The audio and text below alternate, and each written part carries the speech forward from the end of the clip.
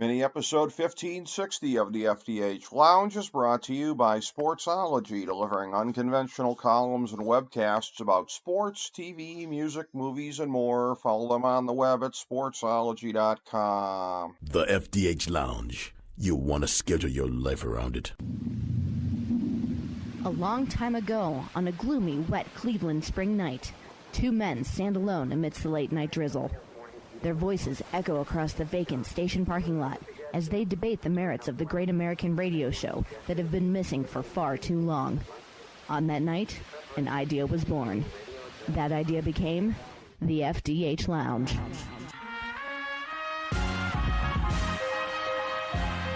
Welcome to the FDH Lounge. Welcome to mini episode 1560 of the FDH Lounge.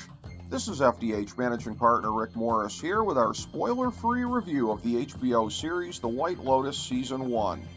Here's our top 5 things to know about this anthology, which ends after Season 1, with Season 2 starting with a new cast and new plots. Number 5.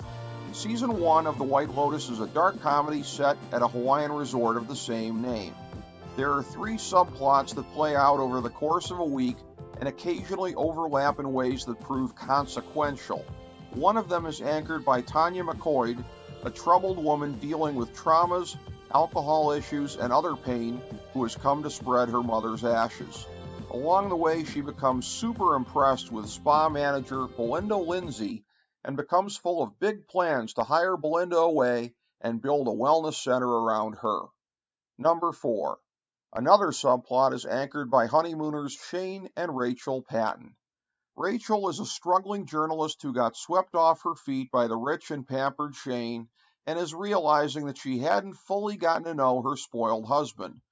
This realization plays out through a battle of wills between Shane and resort manager Armand that wreaks havoc on their vacation. Armand's ongoing battle with substance abuse issues plays into the dynamic, highlighted by a visit from Shane's outrageous mother Kitty, played brilliantly by Molly Shannon. The opening scene sees a glum Shane watching at the airport at the end of the week as a body in a coffin is loaded onto a plane, leaving viewers to wonder as they watch the week unfold what happened and who did not survive. Number 3. The other subplot has many different aspects to it. The Mossbacher family is taking a vacation and has brought along their college sophomore daughter Olivia's friend and fellow mean girl, the less privileged Paula.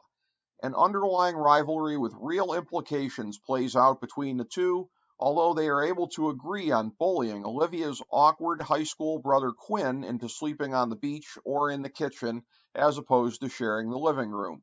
Quinn has trouble fitting into social situations, which leads to some interesting directions when he is denied his ever-present screen time. Olivia and Quinn's father Mark spends a good amount of time with his son as he deals with a health crisis and the revelations that come out of it. The boss of the family is the mother, Nicole, the workaholic CFO of a search engine company whose salary paid for the vacation, one that she does not fully allow herself to engage in. A revelation about her marriage just adds extra drama to a family that is already overflowing with it. Number 2. The casting is truly inspired, with more tremendous performances than we can do justice to here. Some of the very best are turned in by Alexandria Daddario as Rachel, the woman who unwittingly signed up to become a trophy wife, Murray Bartlett as the wonderfully passive-aggressive Armand, Jake Lacey, previously best known as Plop on The Office, putting forth a tremendously punchable face as Rich Twit Shane, Connie Britton as Nicole, the driven tech executive, and the always awesome Jennifer Coolidge as the broken mess Tanya. It's also kind of hilarious that Aubrey Plaza stars in Season 2, but in this season, Sydney Sweeney, who somewhat resembles Plaza, plays far more of a quintessential Plaza character in Olivia, the snarky co-ed.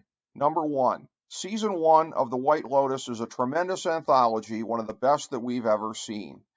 There's a great blend of comedy, with very dramatic human stakes that exist for all of the characters. It's incredibly sharp satire about the privilege of rich people, how they interact with their economic lessers, and whether any of them are capable of truly broadening and changing their perspectives. It is worth noting that there are more awkward moments between characters than you'll get in a Michael Scott supercut on YouTube, so be prepared to cringe many, many times per episode. But as a blend of great material and a cast to match, this ranks with one of the very best shows of recent years. Thank you for joining us for this mini episode of the FDH Lounge.